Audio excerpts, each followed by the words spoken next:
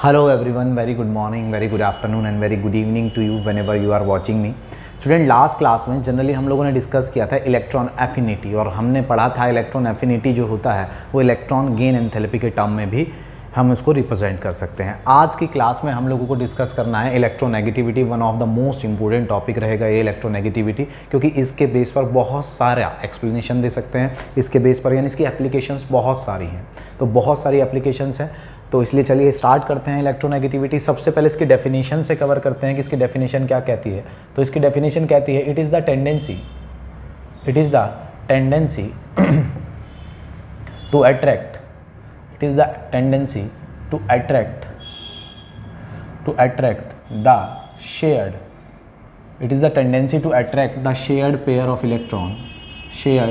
pair of electron from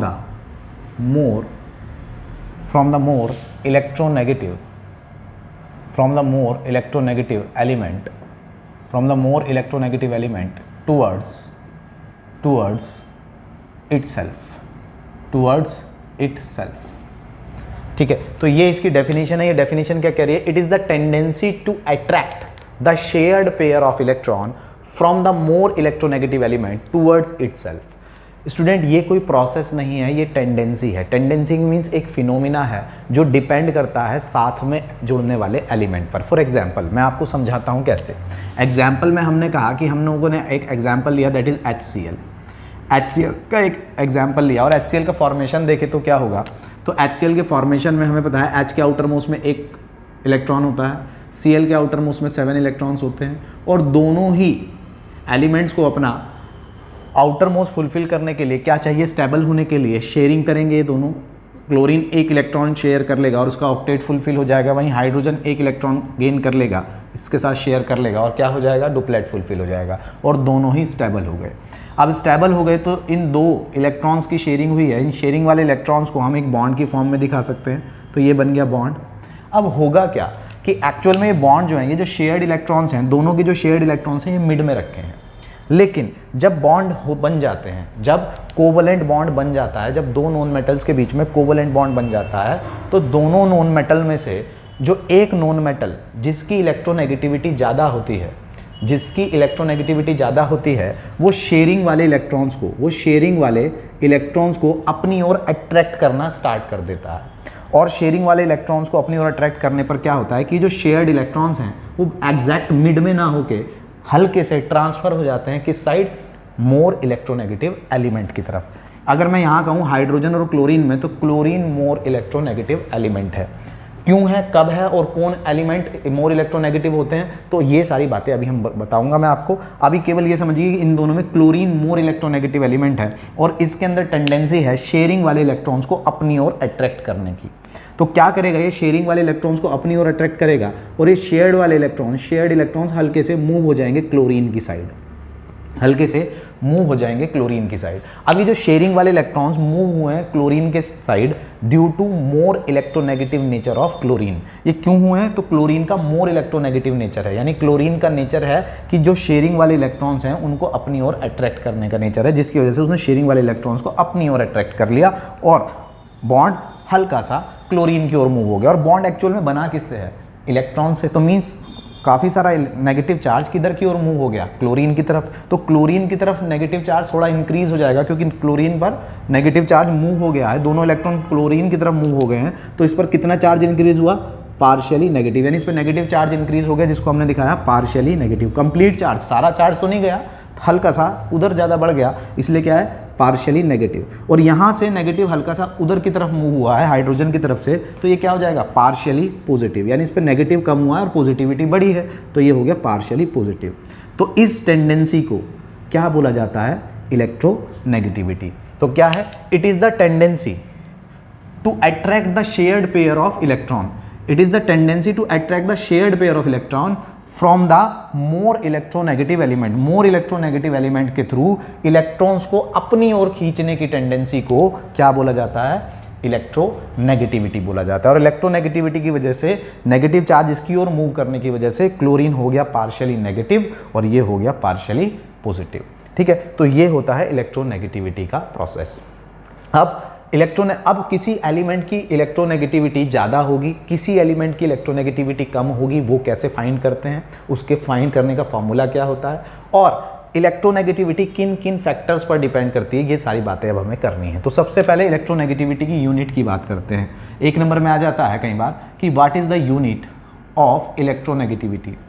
तो मैंने अभी बताया कि इलेक्ट्रोनेगेटिविटी कोई प्रोसेस नहीं है, इलेक्ट्रोनेगेटिविटी कोई प्रोसेस नहीं है, ये तो एक टेंडेंसी है, एक फिनोमिना है, इसलिए इट इज़ यूनिटलेस, मीन्स इसकी कोई यूनिट नहीं होती है, इसकी कोई यूनिट नहीं होती है। क्यों? क्योंकि देखिए इन शेयर्ड इलेक्ट्रॉन्स को क्लोरीन अट्रैक्ट कर रहा है, लेकिन क्लोरीन अट्रैक्ट कर रहा है क्यों? क्योंकि ये बहुत ज़्यादा इलेक्ट्रोनेगेटिव है और ये बहुत ज़्यादा इलेक्ट्रोपॉजिटिव है, तो इसने इलेक्ट्रॉन छोड़ दिए, ये रखना ही नहीं चाहता नेगेटिव चार्ज, इसने उसकी तरफ दे दिए। लेकिन अगर इधर भी कोई एलिमेंट बहुत ज़्यादा इलेक्ट्रोनेगेटिव होता तो क्या ये इतनी टेंडेंसी के साथ खींच पाता? तो तब इसकी ये टेंडेंसी क्या हो जाती? डिक्रीज। मीन्स इन शॉर्ट कहने का मतलब ये है कि इलेक्ट्रोनेगेटिविटी डिपेंड करती है जुड़ने वाले एटम पर कि हाँ एटम कौन सा जुड़ा है। अगर वो ऐसा एटम है जो नेगेटिव चार्ज रखना ही नहीं चाहता है तो वो सारा इलेक्ट्रॉन उधर शिफ्ट करा देगा, और जब वो इलेक्ट्रॉन शिफ्ट करा देगा तो इजीली पार्शियली नेगेटिव हो जाएगा। लेकिन अगर इधर भी ऐसा एलिमेंट हो जिसकी इलेक्ट्रोनेगेटिविटी ऑलमोस्ट इसके बराबर हो, तो वो क्या करेगा? वो अपनी ओर अट्रैक्ट करेगा, वो इधर अट्रैक्ट करेगा और इलेक्ट्रोनेगेटिविटी ऑलमोस्ट जीरो हो जाएगी। भाई अगर मैं कहूँ कि यहाँ भी Cl है, यहाँ भी Cl है, अब Cl मोर इलेक्ट्रोनेगेटिव एलिमेंट है, ठीक है, ये शेड वाले इलेक्ट्रॉन्स को इस साइड में खींचने की ट्राई कर रहा है और ये वाला क्लोरीन भी तो खींचने का ट्राई करेगा, तो बॉन्ड कहीं भी मूव नहीं होगा, तो यहाँ क्या होगी? इलेक्ट्रोनेगेटिविटी जीरो हो जाएगी, यहाँ इलेक्ट्रोनेगेटिविटी क्या हो जाएगी? जीरो हो जाएगी। तो इसका मतलब क्या है कि इलेक्ट्रोनेगेटिविटी एक टेंडेंसी है जो इस बात पर डिपेंड करती है कि मोर इलेक्ट्रोनेगेटिव एलिमेंट किसी दूसरे एलिमेंट से किससे जुड़ा है और उसकी टेंडेंसी क्या है, वो मोर इलेक्ट्रोनेगेटिव है या मोर इलेक्ट्रोपॉजिटिव है। तो इसकी वैल्यू इस बात पर डिपेंड करती है कि जुड़ने वाला एलिमेंट कौन है, ठीक है। तो ये तो हुआ। दूसरी बात कि इट इज़ यूनिटलेस। अब यूनिटलेस के बाद बारी आती है कि इसका फॉर्मूला क्या होता है। देखिए फॉर्मूले से हमें वैल्यू निकालने के लिए आती नहीं है, लेकिन आपको नीट और जेई लेवल पर कई बार फॉर्मूले से वैल्यू निकालने के लिए पूछ लेता है, एकेडमिक लेवल पर नहीं पूछता है, लेकिन आपको पता होना चाहिए फॉर्मूला। तो मैं फॉर्मूला लिख देता हूँ यहाँ पर। तो देखिए फॉर्मूला के लिए अगर मैं बात करूँ तो एक्चुअल में एक साइंटिस्ट हुए पॉलिंग ने अपना एक मीजरिंग स्केल दिया। पॉलिंग ने अपना एक मीजरिंग स्केल दिया। मीजरिंग स्केल का मतलब इलेक्ट्रोनेगेटिविटी को फाइंड करने के लिए जब कोई एलिमेंट दूसरे एलिमेंट से अटैच्ड है और तब देखा कि उन दोनों की इलेक्ट्रोनेगेटिविटी में क्या डिफरेंस आ रहा है, तो उसको फाइंड करने के लिए पॉलिंग ने एक स्केल दिया, यानी एक फॉर्मूला, एक कंडीशन दी जिसके थ्रू हम इलेक्ट्रोनेगेटिविटी का डिफरेंस फाइंड कर सकते हैं। और वो फॉर्मूला क्या था? वो था काई ए जाई B is equal to 0.208 root में bond enthalpy of A B, bond energy of A B minus bond energy of A plus bond energy of B B, bond energy of B B, ठीक है। तो ये था, इसको क्या बोलते हैं? जाई ए माइनस जाई बी इज इक्वल टू 0.208। आप जाई ए जाई बी बोल दो या जीटा बोल दो, दोनों ही सही हैं। तो इलेक्ट्रोनेगेटिविटी निकालने के लिए पॉलिंग ने एक फॉर्मूला दिया दिस। अब ये क्या है? जाई ए और जाई बी क्या है? ए और बी की इलेक्ट्रोनेगेटिविटी का डिफरेंस, ए और बी की इलेक्ट्रोनेगेटिविटी का डिफरेंस है ये क्या है? 2.08 एक डिजिट है। ई ए बी क्या है? ये ई ए बी है bond energy of A and B, यानी कोई अगर ए मॉलिक्यूल है और बी मॉलिक्यूल है और हमें यहाँ इलेक्ट्रोनेगेटिविटी फाइंड करनी है तो हमें क्या करेगा? हमें जाई ए दे देगा, जाई बी दे देगा, ठीक है, दो एनर्जीज दे देगा, एक की एनर्जी पूछ लेगा, ये दे देगा, ये दे देगा, ये पूछ लेगा, या ये सारा टर्म दे देगा, ये दे देगा, ये पूछ लेगा। तो डिपेंड करता है वो हमसे क्या पूछेगा। तो ये क्या है? ये bond energy of A B, A और बी के बीच की बॉन्ड एनर्जी है ये वाली। ये क्या है? Bond energy of A, bond energy of A और ए, जब ए के पार्टिकल्स पहले जब आपस में होंगे तो जब देखिए ए अलग एक सेपरेट चीज़ होगा, बी अलग एक सेपरेट होगा, तो यहाँ ए के पार्टिकल कह रहे हैं, यहाँ बी के पार्टिकल कह रहे हैं, लेकिन जब ये जुड़ गए तो यहाँ कौन सा बॉन्ड बन गया? A B. तो यहाँ पर वो एनर्जी ए वाली एनर्जी यहाँ काउंट होगी, बी वाली एनर्जी यहाँ काउंट होगी और ए बी वाली एनर्जी बॉन्ड बनने पर काउंट होगी, और इन बॉन्ड बनने पर जो इलेक्ट्रोनेगेटिविटी का डिफरेंस आएगा वो यहाँ काउंट होगा, ठीक है। तो ये जो यहाँ से जो इलेक्ट्रोनेगेटिविटी का डिफरेंस आता है ये किस में आता है? किलो कैलोरी पर मोल। किलो कैलोरी पर मोल में आता है। यानी यहाँ जो आंसर आता है स्टूडेंट वो कौन सा आता है, किलो कैलोरी पर मोल में आता है। लेकिन अगर हमें आंसर किलो कैलोरी पर मोल में नहीं चाहिए और हमें आंसर किस में चाहिए, हमने पढ़ा है कि हमें चाहिए आंसर किलो जूल पर मोल में। तो किलो जूल पर मोल में हमें आंसर के लिए हम क्या करेंगे, तो हम करेंगे, हमें पता होना चाहिए 1 कैलोरी इज इक्वल टू होता है 4.18, ठीक है, 4.18 joule. 4 calorie is equal to, यानी 1 कैलोरी इज इक्वल टू होता है 4.18 जूल। और अगर हमें ये आंसर किलो जूल पर मोल में चाहिए, यानी किलो कैलोरी पर मोल में नहीं चाहिए, अगर हम ये सारी वैल्यूज यहाँ पर रखें तो हमारा आंसर आता है किलो कैलोरी पर मोल। यानी एनर्जी हम किस में रख रहे हैं, कैलोरी में, तो हमें आंसर किस में मिलेगा, किलो कैलोरी पर मोल में। लेकिन अगर हमें आंसर चाहिए किलो जूल पर मोल में, तो किलो जूल पर मोल के लिए हम यहाँ पर जो डिजिट यूज़ करेंगे वो होगी 0.1017। अगर आप ये डिजिट यूज़ कर लेते हो, यानी in short zeta A minus zeta B is equal to 0.1017, ठीक है। आगे यही फॉर्मूला अप्लाई हो जाएगा as it is, bond energy of A B minus bond energy of A A plus bond energy of B B. तो ये जो answer आएगा, ये आंसर आएगा हमारा किलो जूल पर मोल में। तो ये भी आपको पता होना चाहिए। तो इन शॉर्ट आपको पहले तो ये समझ में आया कि इलेक्ट्रोनेगेटिविटी क्या होती है। It is the tendency to attract the electron of shared pair of bonded electrons. Bonded electrons को किसी इलेक्ट्रोनेगेटिव एलिमेंट के थ्रू इलेक्ट्रॉन्स को अपनी ओर अट्रैक्ट करने की टेंडेंसी को क्या बोला जाता है, इलेक्ट्रोनेगेटिविटी। जो एलिमेंट ज़्यादा इलेक्ट्रोनेगेटिव होता है वो शेयर वाले इलेक्ट्रॉन को, शेयरिंग इलेक्ट्रॉन्स को अपनी ओर खींच लेता है और खुद पार्शियली नेगेटिव हो जाता है और उसकी रेस्पेक्ट में दूसरा वाला पार्शियली पॉजिटिव हो जाता है और इस प्रोसेस को बोला जाता है इलेक्ट्रोनेगेटिविटी। और ये जो था, ये जो फॉर्मूला दिया था, ये पॉलिंग ने दिया था, पॉलिंग स्केल बोला जाता है इसको, और इस फॉर्मूले से इलेक्ट्रोनेगेटिविटी का डिफरेंस फाइंड किया जा सकता है। वहीं पर एक और साइंटिस्ट हुए थे, वो कौन से थे, मिलिकन साइंटिस्ट थे। उन्होंने भी इलेक्ट्रोनेगेटिविटी को फाइंड करने के लिए एक फॉर्मूला दिया था, और जो फॉर्मूला दिया था वो क्या था, उन्होंने कहा था कि इलेक्ट्रोनेगेटिविटी एक्चुअल में किसी एलिमेंट की इलेक्ट्रोनेगेटिविटी एवरेज होती है उस एलिमेंट की आयनाइजेशन एंथैल्पी और उसकी इलेक्ट्रॉन एफिनिटी के। तो उन्होंने क्या कहा था, it is the average of ionization enthalpy and electron affinity. तो उन्होंने कहा आयनाइजेशन, उस एलिमेंट की आयनाइजेशन एनर्जी और इलेक्ट्रॉन एफिनिटी का सम कर दीजिए और उसको 2 से डिवाइड कर दीजिए, तो उस एलिमेंट की क्या आ जाएगी, इलेक्ट्रोनेगेटिविटी आ जाएगी, ठीक है, इलेक्ट्रोनेगेटिविटी आ जाएगी। अब बात आती है कि सर ये वाला फॉर्मूला अप्लाई करें या ये वाला फॉर्मूला अप्लाई करें, तो दोनों ही फॉर्मूला सही हैं। अगर वो हमें आयनाइजेशन एंथैल्पी और इलेक्ट्रॉन एफिनिटी के टर्म में वैल्यू देता है तो हम ये फॉर्मूला अप्लाई कर देंगे। हमें बॉन्ड एनर्जी के टर्म में वैल्यूज़ देता है तो हम ये फॉर्मूला अप्लाई कर देंगे, ठीक है। तो फॉर्मूला दोनों सही है, ये पॉलिंग ने दिया था और ये मिलिकन ने दिया था। एक्चुअल में चलता पॉलिंग स्केल वाला है, ठीक है, चलता पॉलिंग स्केल वाला। होप आपको एक बात क्लियर हुई होगी। अब हम बात करेंगे factors affecting the factors on which affect electron negativity, यानी ऐसे कौन कौन से फैक्टर्स हैं जिन पर इलेक्ट्रोनेगेटिविटी डिपेंड करती है। तो पहले मैं वो सारे फैक्टर्स यहाँ पर साइड में लिख देता हूँ कि वो कौन कौन से फैक्टर्स हैं जिन पर इलेक्ट्रोनेगेटिविटी डिपेंड करती है। तो पहला हम डिस्कस करेंगे एटॉमिक साइज। फर्स्ट फैक्टर होगा हमारे पास एटॉमिक साइज। सेकंड फैक्टर होगा हमारे पास न्यूक्लियर चार्ज।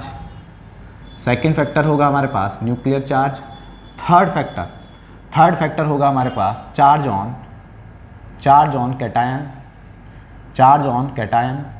नेक्स्ट फैक्टर होगा हमारे पास चार्ज ऑन एनायन। और फिफ्थ फैक्टर होगा हमारे पास हाइब्रिडाइजेशन। तो फिफ्थ फैक्टर होगा हमारे पास हाइब्रिडाइजेशन। तो ये 5 फैक्टर्स को हमें 1 बाय 1 डिस्कस करना है। तो सबसे पहले हम लोग यहाँ हेडिंग लिख लेते हैं फैक्टर्स ऑन विच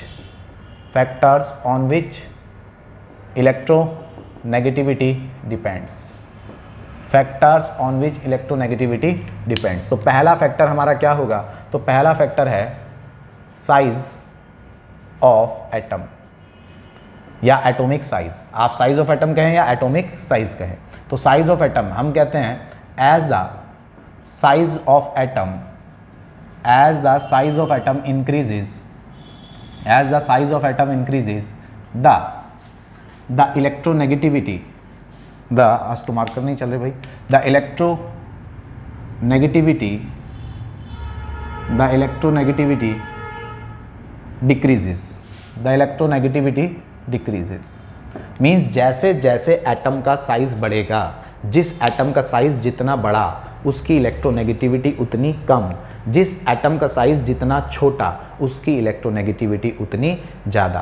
तो आपको पता है ऊपर से नीचे चलोगे तो एटम का साइज क्या होता है, इंक्रीज, और एटम का साइज इंक्रीज होता है तो हमने क्या कहा, यानी यहाँ रिलेशन क्या है, तो यहाँ रिलेशन है एटॉमिक साइज किसके इन्वर्सली प्रोपोर्शनल है, इलेक्ट्रोनेगेटिविटी के क्या है, इन्वर्सली प्रोपोर्शनल है। इलेक्ट्रोनेगेटिविटी के इन्वर्सली प्रोपोर्शनल है, मैं मार्कर ले लेता हूँ दूसरा।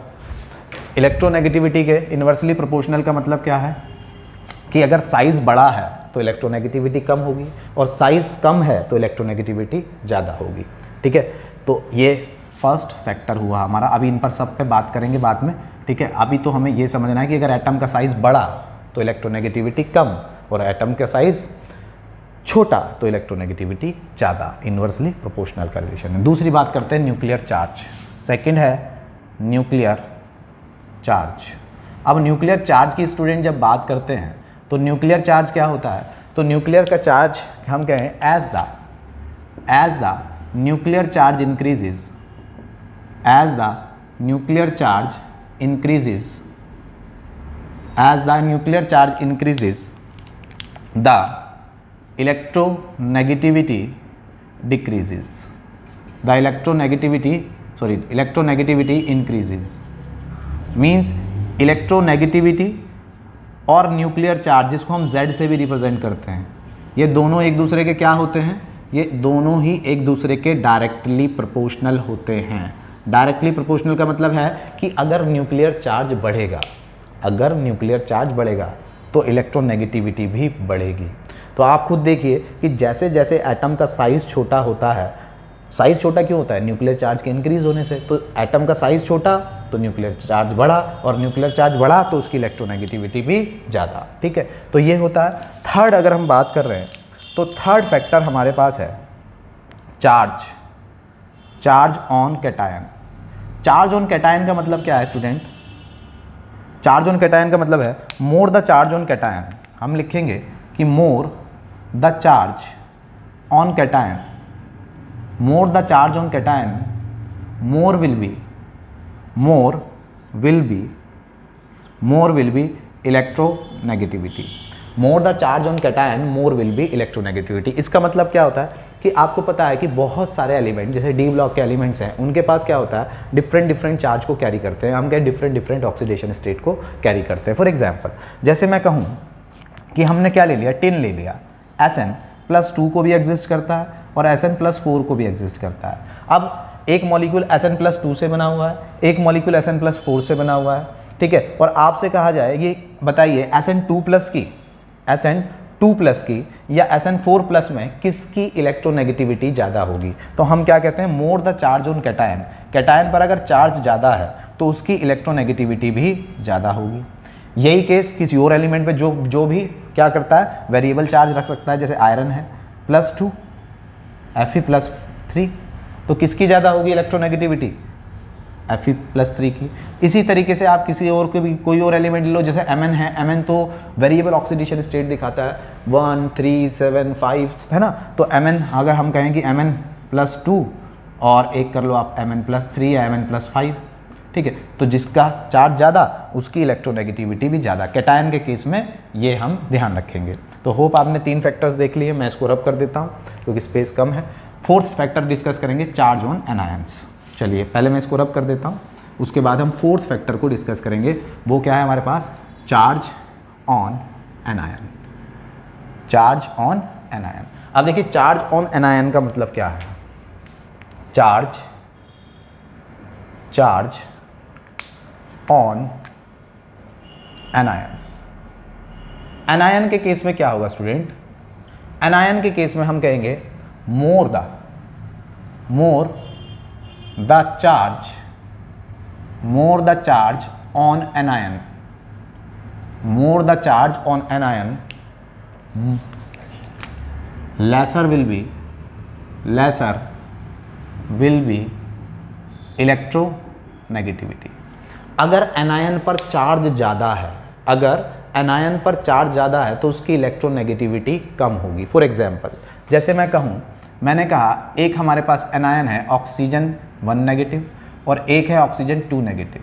अब हमसे कहा जाए कि भाई बताइए इलेक्ट्रोनेगेटिविटी किसकी ज़्यादा होगी। आप कहेंगे इलेक्ट्रोनेगेटिविटी, नाम से समझ में आ रहा है, electronegativity, negativity means negative charge, जिस पे नेगेटिव चार्ज ज़्यादा उसकी इलेक्ट्रोनेगेटिविटी ज़्यादा।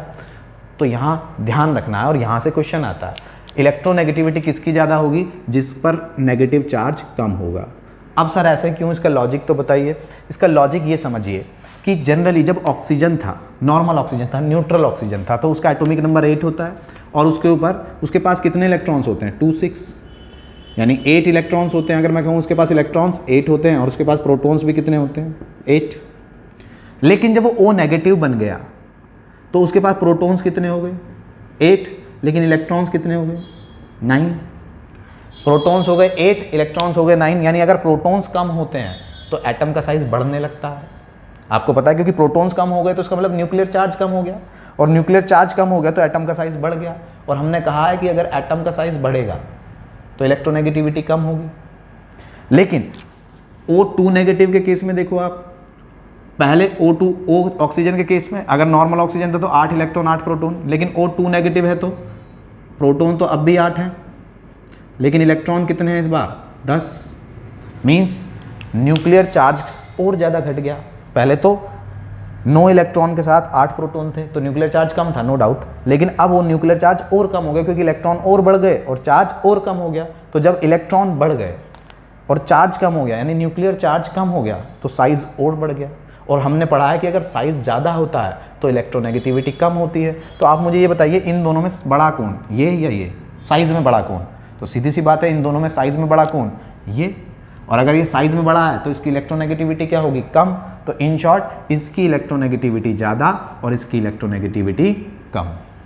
ठीक है, और एक और एग्जाम्पल ले लेते हैं। एक और एग्जाम्पल लें, जैसे नाइट्रोजन का ले सकते हैं। नाइट्रोजन के केस में क्या होगा कि आपसे कहा जाए कि किसकी इलेक्ट्रोनेगेटिविटी सबसे ज़्यादा होगी या किसकी इलेक्ट्रोनेगेटिविटी कम होगी, इनको अरेंज कीजिए। अरेंज करने में हम कह रहे हैं कि अगर हमारे पास न्यूट्रल नाइट्रोजन है तो उसके पास प्रोटॉन्स होंगे 7, उसके पास इलेक्ट्रॉन्स होंगे 7, लेकिन N नेगेटिव है तो N नेगेटिव के पास प्रोटॉन्स तो 7 ही होंगे लेकिन इलेक्ट्रॉन्स 8 हो गए होंगे। अगर N2 नेगेटिव है तो प्रोटॉन्स तो 7 ही होंगे लेकिन इलेक्ट्रॉन्स 9 हो गए होंगे। अगर N3 नेगेटिव है तो प्रोटॉन्स तो 7 होंगे लेकिन इलेक्ट्रॉन्स 10 हो गए होंगे 10 यहाँ पर N3 नेगेटिव में। और हमें पता है कि जैसे जैसे नंबर ऑफ इलेक्ट्रॉन्स बढ़ते हैं वैसे वैसे एटम का साइज बढ़ता है। तो एटम का साइज सबसे ज़्यादा किसका होगा, इसका। और हमें पता है अगर बड़ा साइज तो इलेक्ट्रोनेगेटिविटी कम, और तो इन तीनों में सबसे छोटा साइज कौन होगा, N1 नेगेटिव। तो यानी N1 नेगेटिव का साइज छोटा होगा इन तीनों में, तो इसकी इलेक्ट्रोनेगेटिविटी ज़्यादा, इसकी उससे कम और इसकी सबसे कम। तो ये थर्ड फैक्टर भी हमारा, फोर्थ फैक्टर भी डिस्कस हो गया, चार्ज ऑन एनायंस। इसके बाद ये जो फिफ्थ फैक्टर है स्टूडेंट, ये अभी हम फिफ्थ यानी नेक्स्ट चैप्टर के अंदर पढ़ेंगे। That will be chemical bonding होगा, जो चैप्टर हमारा होगा केमिकल बॉन्डिंग। तो केमिकल बॉन्डिंग में हमें ये बात डिस्कस करनी है और वहीं पर ये टॉपिक आएगा। लेकिन ये मैं यहाँ बता रहा हूँ, लेकिन एक्सप्लेन वहाँ पर करेंगे अच्छे से। अभी बस मैं आपको कोशिश करूँगा कि समझ में आ जाए, लेकिन ये पूरा कंसेप्ट नेक्स्ट चैप्टर का है। तो मैं यहाँ लिख देता हूँ हाइब्रिडाइजेशन। हाइब्रिडाइजेशन होता है नेक्स्ट फैक्टर जो कि इलेक्ट्रोनेगेटिविटी पर डिपेंड करता है, इफेक्ट करता है। अब हाइब्रिडाइजेशन देखिए, हाइब्रिडाइजेशन अगर मैं बात करूँ नेक्स्ट चैप्टर में हम डिस्कस करेंगे तो वो कई सारे तरीके का होता है, बहुत सारे तरीके, जैसे sp hybridisation, sp2 hybridisation, sp3 hybridisation, sp3d3, sp3d2, sp3d। तो ये बहुत सारे तरीके का होता है, लेकिन अभी हमें केवल 3 तरीके का हाइब्रिडाइजेशन डिस्कस करेंगे। एक हाइब्रिडाइजेशन होता है sp, एक होता है sp2 और एक हाइब्रिडाइजेशन होता है sp3। ठीक है, हर मॉलिक्यूल का आप ये समझिए कि हर मॉलिक्यूल का कुछ ना कुछ हाइब्रिडाइजेशन होता है। ठीक है, हर मॉलिक्यूल का कुछ ना कुछ हाइब्रिडाइजेशन होता है, चाहे sp हो, चाहे sp2 हो या sp3 हो, कुछ ना कुछ हाइब्रिडाइजेशन होता है। अब हर मॉलिक्यूल का कुछ ना कुछ हाइब्रिडाइजेशन होता है, तो हाइब्रिडाइजेशन के बेस पर भी इलेक्ट्रोनेगेटिविटी को डिफाइन किया जाता है कि हम कहते हैं हाइब्रिडाइजेशन के लिए कहा जा सकता है कि more the S character more will be, more the s character, more will be electronegativity. More the s character, more will be electronegativity. यानी अगर कोई मॉलिक्यूल sp हाइब्रिडाइज्ड है, sp2 हाइब्रिडाइज्ड है या sp3 हाइब्रिडाइज्ड है और हमसे कहे कि बताइए भाई किसकी इलेक्ट्रोनेगेटिविटी ज़्यादा होगी या किसकी इलेक्ट्रोनेगेटिविटी कम होगी. फॉर एग्जांपल सपोज करते हैं, सपोज हमें 3 मॉलिक्यूल उसने दे दिए, 3 मॉलिक्यूल दे दिए. हमसे कहता है एक है आपके पास C2H2, एक मॉलिक्यूल है आपके पास CH4 और एक मॉलिक्यूल है आपके पास C2H4. ये 3 मॉलिक्यूल्स हैं और हमें ये भी बता दिया कि इस मॉलिक्यूल में जो कार्बन का हाइब्रिडाइजेशन है, देखिए हाइब्रिडाइजेशन हमेशा सेंट्रल एटम पर निकलता है और यहाँ सेंट्रल एटम कार्बन है, तो वो कह रहा है कार्बन का जो हाइब्रिडाइजेशन है वो sp है, यहाँ कार्बन का जो हाइब्रिडाइजेशन है वो sp3 है और यहाँ कार्बन का जो हाइब्रिडाइजेशन है वो sp2 है. ठीक है, मतलब हमें 3 मॉलिक्यूल दे दिए और 3 मॉलिक्यूल में उसने कह दिया कि इस मॉलिक्यूल का हाइब्रिडाइजेशन sp है, इस मॉलिक्यूल का हाइब्रिडाइजेशन sp3 है, इस मॉलिक्यूल का हाइब्रिडाइजेशन sp2 है. तो बताइए कौन सा मॉलिक्यूल ज़्यादा इलेक्ट्रोनेगेटिव होगा, which will be more electronegative among them. इन सब में ज़्यादा इलेक्ट्रोनेगेटिव कौन होगा. तो हम क्या देखेंगे, हमने ये कंसेप्ट है हमारे पास हाइब्रिडाइजेशन का, more the S character more will be electronegativity. जिसके अंदर एस करेक्टर ज़्यादा होगा उसकी इलेक्ट्रोनेगेटिविटी भी ज़्यादा होगी. अब एस करेक्टर कैसे फाइंड करें, देखिए हर चीज़ अपने आप में क्या होती है 100% मैथमेटिकली. अब अगर ये करेक्टर 100% है तो ये 2 पार्ट में बटा है, एक एस में और एक पी में, तो एस का करेक्टर कितना हुआ यहाँ पे 50% और पी का करेक्टर कितना हुआ 50%. यहाँ पर वही सब्सटेंस या वही मटेरियल 4 पार्ट में बट गया, एक एस और 3 पी. तो अगर हम 100 को 4 पार्ट्स में डिवाइड करेंगे तो एस के करेक्टर कितना आएगा 25% और एक पी के हिस्से में क्या आएगा 25, 3 पी हैं तो 25, 25, 25 और फोर्थ वाला भी 25, यानी एस करेक्टर कितना हुआ यहाँ पे 25. यहाँ 100 को 3 पार्ट में बांटना है, एक एस और 2 पी, तो यहाँ एस का करेक्टर कितना होगा 33.33%. ठीक है, तो ये तो परसेंटेज भी पता लग गई. तो अब हमारा काम आसान हो गया, हम इसको पकड़ लेंगे, more the S character more will be electronegativity. तो आप देखेंगे यहाँ एस करेक्टर कितना है 50%, यहाँ एस करेक्टर कितना है 25%, इस मॉलिक्यूल में एस करेक्टर कितना है 33%. तो क्या होगा, यानी मैं कहूँ कि सबसे ज़्यादा इलेक्ट्रोनेगेटिविटी किसकी होगी, इसकी. क्या C2H2 की इलेक्ट्रोनेगेटिविटी सबसे ज़्यादा, उसके बाद इसमें 33 है तो इसकी C2H4 की उससे कम, और यहाँ क्या है 25% एस करेक्टर है तो सबसे कम इलेक्ट्रोनेगेटिविटी किसकी होगी CH4 की. मीन्स सबसे ज़्यादा एस करेक्टर किस, यानी हम कहें कि सबसे ज़्यादा इलेक्ट्रोनेगेटिविटी किन मॉलिक्यूल्स की होती है, जिनमें sp हाइब्रिडाइजेशन होता है उनकी क्या होती है सबसे ज़्यादा, जिनमें sp2 होता है उससे कम और जिनमें sp3 होता है उनका इलेक्ट्रोनेगेटिविटी सबसे कम होती है. और हाइब्रिडाइजेशन कैसे होता है, क्या होता है, तो ये अभी हम नेक्स्ट क्लास में यानी नेक्स्ट चैप्टर में जब हम ये टॉपिक आएगा तो वहाँ डिस्कस करेंगे. तो ये सारे फैक्टर्स थे जिन पर इलेक्ट्रोनेगेटिविटी डिपेंड्स करती है. अब छोटा सा पार्ट और है, फिर हम बाइंड अप करते हैं. पहले आप चलिए मैं हट जाता हूँ, इसका स्क्रीनशॉट ले लीजिए, फिर हम बढ़ते हैं variation along a period and variation along the group. देख लीजिए आप. तो चलिए स्टार्ट करते हैं variation along the period and variation along the group. Period और ग्रुप तो हम बहुत इजीली कर पाएंगे. कैसे, तो अगर मैं बात कर रहा हूं variation along a period, along a period यानी पीरियड में हम लोग बात कर रहे हैं. पीरियड का मतलब लेफ्ट टू राइट. तो स्टूडेंट आपको पता है कि जब हम लेफ्ट टू राइट मूव करते हैं, as we move left to right the atomic size क्या होता है, लेफ्ट टू राइट जाने पे एटॉमिक साइज क्या होता है डिक्रीज, एटॉमिक साइज डिक्रीज होता है. और हमें पता है कि अगर एटम का साइज डिक्रीज होगा तो इलेक्ट्रोनेगेटिविटी क्या होगी ज़्यादा. तो एटॉमिक इलेक्ट्रोनेगेटिविटी क्या होगी ज़्यादा. तो हम कहते हैं as we move left to right in a period, आज मार्कर बिल्कुल नहीं चल रहे हैं, in a period, as we move left to right in a period the electronegativity increases. Electronegativity क्या होती है इंक्रीजेज. तो अगर मैं इस ग्रुप की बात कर रहा हूँ, फर्स्ट पीरियड की बात कर रहा हूँ, सेकंड पीरियड की, lithium, beryllium, boron, carbon, nitrogen, oxygen और फ्लोरीन, और आपसे पूछा जाए सबसे ज़्यादा इलेक्ट्रोनेगेटिविटी किसकी है, तो हमने कहा कि अगर हम लेफ्ट टू राइट जाते हैं तो इलेक्ट्रोनेगेटिविटी बढ़ती है, साइज छोटा होता है, इलेक्ट्रोनेगेटिविटी बढ़ती है. तो सबसे ज़्यादा इलेक्ट्रोनेगेटिव कौन होता है फ्लोरीन. और आपसे पूछा जाए कि most electronegative element in whole periodic table, तो वो भी क्या है, फ्लोरीन ही है। ठीक है, फ्लोरीन ही है। इसके बाद सबसे ज़्यादा मोर इलेक्ट्रोनेगेटिव कौन होता है, फ्लोरीन। क्लियर है। उसके बाद मैं आपको एक वो लेवल भी बता देता हूँ कि सबसे ज़्यादा आपको ये फ्लोरीन की इलेक्ट्रोनेगेटिविटी सबसे ज़्यादा होती है। ठीक है, उसके बाद ऑक्सीजन की इलेक्ट्रोनेगेटिविटी होती है, उसके बाद नाइट्रोजन की होती है, उसके बाद क्लोरीन की होती है, उसके बाद ब्रोमीन की होती है, उसके बाद आयोडीन की होती है, उसके बाद सल्फ़र की होती है, उसके बाद कार्बन की होती है, उसके बाद फॉस्फोरस की होती है, उसके बाद हाइड्रोजन की होती है, और इसके बाद मेटल्स शुरू हो जाते हैं। इसके बाद मेटल शुरू हो जाते हैं। तो आपको ये याद होनी चाहिए सीरीज। तो आप कोई भी क्वेश्चन नीट का, जेई का कोई भी एग्जाम क्वेश्चन कर सकते हैं कि फ्लोरीन की इलेक्ट्रोनेगेटिविटी सबसे ज़्यादा होती है। फ्लोरीन मोस्ट इलेक्ट्रोनेगेटिव होता है इन होल पेरियोडिक टेबल में, उसके बाद ऑक्सीजन की, उसके बाद नाइट्रोजन की, उसके बाद क्लोरीन की, ब्रोमीन की, आयोडीन की, और इस तरीके से। ठीक है, आप याद कर सकते हो फोन कल बाहर आई, है ना, फोन की बाहर आई, स्कूल कब पहुँचे हम, फ़ोन की बाहर आई, स्कूल कब पहुँचे हम। इस तरीके से याद कर सकते हो आप। दोबारा बोल देता हूँ, FON माने फ़ोन की बाहर आई, स्कूल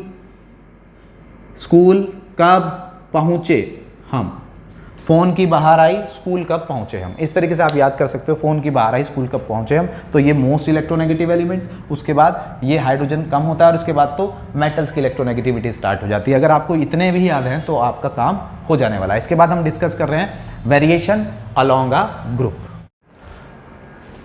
तो चलिए, आपने देख लिया होगा। ठीक है, वेरिएशन अलॉन्ग अ पीरियड तो हमने देख लिया। वेरिएशन अलॉन्ग अ क्या देख लेते हैं, वेरिएशन अलॉन्ग अ ग्रुप देख लेते हैं। तो वेरिएशन अलॉन्ग अ ग्रुप, अगर ग्रुप में देखें तो हमें पता है as we move top to bottom the atomic size increases. हमें पता है कि जब हम ऊपर से नीचे चलते हैं तो एटम का साइज इंक्रीज होता है, और हमें पता है एटम का साइज और इलेक्ट्रोनेगेटिविटी में क्या रिलेशन है, इनवर्सली प्रोपोर्शनल का। Atomic size increases, so the electronegativity will be decreases. Electronegativity क्या हो जाएगी, डिक्रीज हो जाएगी। यानी अगर मैं फ्लोरीन, क्लोरीन, ब्रोमीन और आयोडीन में कहूँ कि सबसे कम इलेक्ट्रोनेगेटिविटी किसकी है, तो क्लोरीन की, और सबसे ज़्यादा इलेक्ट्रोनेगेटिविटी किसकी है, फ्लोरीन की। ठीक है, और पूरी पेरियोडिक टेबल में सबसे ज़्यादा इलेक्ट्रोनेगेटिविटी किसकी होती है, फ्लोरीन की होती है। ये रहा आपके पास कि फ्लोरीन के बाद ऑक्सीजन, फिर नाइट्रोजन। इस तरीके से ये आपको सीरीज़ याद करनी है। ये अभी मैंने आप इसकी ट्रिक भी बताई है इस पर। तो इस तरीके से ये सारे क्वेश्चंस हो जाएंगे आपके, और ये सारी कंडीशंस भी आपकी हो जाएंगी। जब ये सारी चीज़ें हो गई हैं स्टूडेंट, तो यहाँ पर मैंने कहा था कि आयनाइजेशन एंथैल्पी वास्ट एप्लीकेशंस हैं, बहुत सारी एप्लीकेशंस हैं। कुछ एप्लीकेशंस मैं यहाँ डिस्कस कर देता हूँ, क्योंकि वीडियो बहुत लंबा हो रहा है, तो इससे ज़्यादा लंबा वीडियो फिर ज़्यादा लंबा हो जाएगा। तो मैं यहाँ कुछ एप्लीकेशंस लिख रहा हूँ, कुछ शॉर्टकट में जल्दी एप्लीकेशंस बता देता हूँ आपको। एप्लीकेशंस का मतलब इलेक्ट्रोनेगेटिविटी कहाँ कहाँ यूज़ होती है। वैसे तो बहुत सारी जगह होती है, लेकिन मैं कुछ खास एप्लीकेशंस बता रहा हूँ।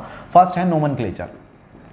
फर्स्ट एप्लीकेशन इसके यूज़ होता है नोमेनक्लेचर। नोमेनक्लेचर मीन्स नामकरण। नामकरण मीन्स किसी चीज़ को नाम देना।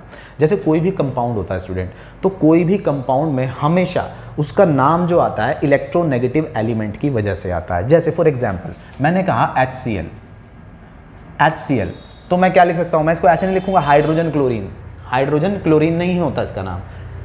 आगे जो होता है जिसकी इलेक्ट्रोनेगेटिविटी कम होती है, हमेशा उसका नाम नॉर्मल आता है, जो हम पढ़ते हैं, और इसका नॉर्मल नाम हम क्या पढ़ते हैं, हाइड्रोजन।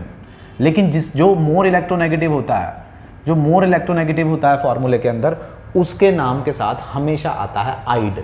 तो ये क्या बन जाएगा, हाइड्रोजन, और क्लोरीन का बन जाएगा क्लोराइड।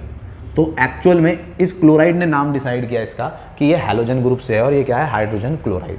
होती है बात क्लियर।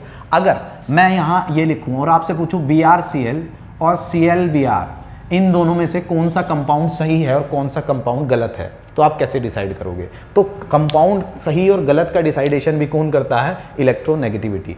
हमेशा याद रखिए, इलेक्ट्रोनेगेटिव एलिमेंट, मोर इलेक्ट्रोनेगेटिव एलिमेंट 99% केसेस में, कुछ केसेस में पहले भी आ जाता है, इसलिए 99% केसेस में हमेशा राइट में होगा। अब मोर इलेक्ट्रोनेगेटिव कौन है, ब्रोमीन या क्लोरीन। अभी मैंने कहा था ऊपर से नीचे चलते हुए इलेक्ट्रोनेगेटिविटी डिक्रीज होती है, तो ब्रोमीन की इलेक्ट्रोनेगेटिविटी कम होगी और क्लोरीन की ज़्यादा होगी। और मोर इलेक्ट्रोनेगेटिव हमेशा राइट में आएगा, तो कौन सा, ये सही है या ये सही है, मोर इलेक्ट्रोनेगेटिव ये है तो राइट में ये आएगा, ये सही है और ये गलत है। अब अगर मैं इसके हिसाब से नाम बनाता तो मैंने कहा आगे वाले का नाम नॉर्मल आता है तो इसका हो जाता है क्लोरीन, और पीछे वाले के नाम के साथ आइड आता है इलेक्ट्रोनेगेटिव एलिमेंट के, तो यह है क्लोरीन ब्रोमाइड, और इसके नाम के साथ आगे अब ये आ गया तो इसका नाम है ब्रोमीन, और ये क्या है, ब्रोमीन क्लोराइड। तो बताइए भाई, आपसे ऐसे पूछें कि bromine chloride which molecule will be exist in nature, actual में नेचर में कौन सा मॉलिक्यूल एग्जिस्ट करता है, ब्रोमीन क्लोराइड या क्लोरीन ब्रोमाइड, तो आप कैसे डिसाइड करोगे, आप डिसाइड करोगे इलेक्ट्रोनेगेटिविटी से। मोर इलेक्ट्रोनेगेटिव एलिमेंट पीछे जाएगा और हाईली इलेक्ट्रोनेगेटिव एलिमेंट आगे आएगा, और मोर इलेक्ट्रोनेगेटिव एलिमेंट इन दोनों में क्लोरीन है, तो this will be right. Bromine chloride नाम भी सही है और फॉर्मूला भी सही है, ये गलत है, ठीक है। तो ऐसे ही डिसाइड होता है, ठीक है। तो ये तो नोमेनक्लेचर हुआ, एग्जाम्पल तो बहुत सारे हैं लेकिन थोड़ा जल्दी जल्दी करना है। तो उसके बाद एप्लीकेशन, फर्स्ट एप्लीकेशन आ गई है। सेकेंड एप्लीकेशन के बाद मैं बात करूंगा आयोनिक करेक्टर। आयोनिक करेक्टर, तो स्टूडेंट आयोनिक करेक्टर क्या होता है, आयोनिक करेक्टर का मतलब है कि जो कोवेलेंट बॉन्ड्स होते हैं, जब दो नॉन मेटल्स के बीच में बॉन्ड बनता है वो कोवेलेंट होता है, और कोवेलेंट बॉन्ड में हमेशा कोई भी covalent bond pure covalent bond नहीं होता है, उसमें कुछ ना कुछ आयनिक करेक्टर होता है। और आयनिक करेक्टर कितने परसेंट आयनिक करेक्टर है वो कौन डिसाइड करता है, वो डिसाइड होता है इलेक्ट्रोनेगेटिविटी के डिफरेंस के बेस पे। दो एलिमेंट के बीच में जितना ज़्यादा इलेक्ट्रोनेगेटिविटी का डिफरेंस होगा उस कोवेलेंट बॉन्ड में उतना ज़्यादा आयनिक करेक्टर होगा, जितना इलेक्ट्रोनेगेटिविटी का डिफरेंस कम होगा उसका आयनिक करेक्टर उतना कम होगा। फॉर एग्जाम्पल आपसे कहा जाए कि भाई ये HF है, ये HCl है, ये HBr है और ये HI है, बताइए किस बॉन्ड के अंदर आयनिक करेक्टर सबसे ज़्यादा होगा। सारे कोवेलेंट बॉन्ड बनेंगे, H और F के बीच में जो बनने वाला बॉन्ड है ये भी कोवेलेंट है, यहाँ भी एक एक इलेक्ट्रॉन की शेयरिंग है, यहाँ भी एक एक इलेक्ट्रॉन की शेयरिंग है, यहाँ भी एक एक इलेक्ट्रॉन की शेयरिंग है, लेकिन आयनिक करेक्टर किस में ज़्यादा होगा, तो आयनिक करेक्टर उसमें ज़्यादा होगा जिसके साथ इलेक्ट्रोनेगेटिव एलिमेंट, जिसकी इलेक्ट्रोनेगेटिविटी ज़्यादा होगी उसका आयनिक करेक्टर भी ज़्यादा होगा। देखो हाइड्रोजन तो सब में कॉमन है, तो ये तो जिसकी तो जो इलेक्ट्रोपॉजिटिविटी होगी वो तो फिक्स है, लेकिन इलेक्ट्रोनेगेटिविटी अब किस पे डिपेंड कर रही है, इन एलिमेंट्स पे, और हमें पता है इलेक्ट्रोनेगेटिविटी का सीरीज ये है। वैसे तो वैल्यू से भी फाइंड कर सकते हैं लेकिन हमें वैल्यू को लर्न करने की नीड ही नहीं है, हमें तो ये कंडीशन याद हो गई। हमें पता है फ्लोरीन की इलेक्ट्रोनेगेटिविटी ज़्यादा है, चलिए फ्लोरीन की इलेक्ट्रोनेगेटिविटी ज़्यादा है, एक्चुअल में अगर हम वैल्यू की बात करें तो वैल्यू होती है 4 और हाइड्रोजन की होती है 2.1, आपको याद की नीड नहीं है। वैसे भी हमें पता है कि हाइड्रोजन की फ्लोरीन की बहुत ज़्यादा है और हाइड्रोजन की कम है, तो जब मैं इन दोनों का डिफरेंस करूंगा तो कितना आएगा, नियर अबाउट 1.9, ठीक है। यहाँ क्या होती है, हाइड्रोजन की होती है 2.1 और इसकी होती है ऑलमोस्ट 3.5, तो यहाँ डिफरेंस क्या आएगा, इससे कम। तो जैसे जैसे इलेक्ट्रोनेगेटिविटी का डिफरेंस कम आएगा वैसे वैसे आयोनिक करेक्टर भी कम होगा। तो सबसे ज़्यादा आयोनिक करेक्टर किस मॉलिक्यूल में होगा, इस मॉलिक्यूल में आयोनिक करेक्टर सबसे ज़्यादा होगा। अगर इलेक्ट्रोनेगेटिविटी का डिफरेंस ज़्यादा है तो आयोनिक करेक्टर, कोवेलेंट बॉन्ड में आयोनिक करेक्टर ज़्यादा होता है। इलेक्ट्रोनेगेटिविटी का डिफरेंस कम है तो कोवेलेंट बॉन्ड में आयोनिक करेक्टर कम होगा, लेकिन कोवेलेंट बॉन्ड में आयोनिक करेक्टर जरूर होगा। तो ये सेकेंड एप्लीकेशन थी आपकी, ठीक है। थर्ड एप्लीकेशन की बात करते हैं। थर्ड एप्लीकेशन की बात करते हैं तो थर्ड एप्लीकेशन क्या होती है बच्चों, यहाँ पर bond strength. Bond strength, bond strength की बात करता हूँ तो बॉन्ड स्ट्रेंथ के लिए हम कहेंगे कि बॉन्ड स्ट्रेंथ डायरेक्टली प्रोपोर्शनल होती है इलेक्ट्रोनेगेटिविटी के डिफरेंस के। मींस अगर इलेक्ट्रोनेगेटिविटी का डिफरेंस ज़्यादा है, अगर इलेक्ट्रोनेगेटिविटी का डिफरेंस ज़्यादा है तो बॉन्ड स्ट्रेंथ ज़्यादा है, इलेक्ट्रोनेगेटिविटी का डिफरेंस कम है तो बॉन्ड स्ट्रेंथ कम है, ठीक है। और डिफरेंस को हम कहाँ से काउंट करेंगे, इस सीरीज से, ठीक। तो ये हो जाता है। नेक्स्ट, ऐसे तो बहुत सारे करेक्टर्स हैं। एसिडिक स्ट्रेंथ, एसिडिक स्ट्रेंथ भी किससे डिसाइड की जा सकती है, तो एसिडिक स्ट्रेंथ भी इलेक्ट्रोनेगेटिविटी के बेस पर डिसाइड की जा सकती है। मेटालिक नेचर, अब मैं इनको एक्सप्लेन नहीं कर रहा, वीडियो बहुत लंबा हो रहा है। नॉन मेटालिक नेचर, ये मैं सारी बस एप्लीकेशन के नाम लिख रहा हूँ। नॉन मेटालिक नेचर, ठीक है। तो मेटालिक नेचर, किसी मेटल का, किसी एलिमेंट का मेटालिक नेचर कम है या ज़्यादा है, वो किस पर, वो इलेक्ट्रोनेगेटिविटी के बेस पे डिसाइड किया जा सकता है। नॉन मेटालिक नेचर इलेक्ट्रोनेगेटिविटी के बेस पे डिसाइड किया जा सकता है। एसिडिक स्ट्रेंथ इलेक्ट्रोनेगेटिविटी के बेस पे डिसाइड की जा सकती है। बॉन्ड स्ट्रेंथ इलेक्ट्रोनेगेटिविटी के बेस पे डिसाइड की जा सकती है। नोमेनक्लेचर इलेक्ट्रोनेगेटिविटी के बेस पर होता है। तो बहुत वास्ट एप्लीकेशंस हैं इलेक्ट्रोनेगेटिविटी की। इस तरीके से आपकी इलेक्ट्रोनेगेटिविटी कंप्लीट होती है। मिलता हूँ आपसे नेक्स्ट वीडियो में। Thank you very much.